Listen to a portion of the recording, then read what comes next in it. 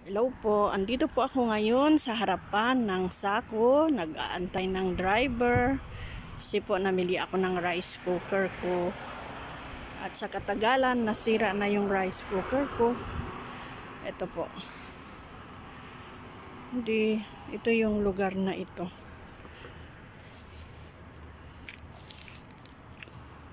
Hindi masyadong mabahay dito eh.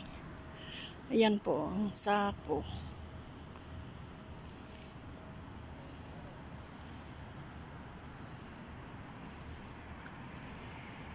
Malaking building po. Kasi puno po ng gamit yan. Yung mga paninda nila kasi, mga first class nga po. Kaya, dito ako namimili ng gamit sa bahay.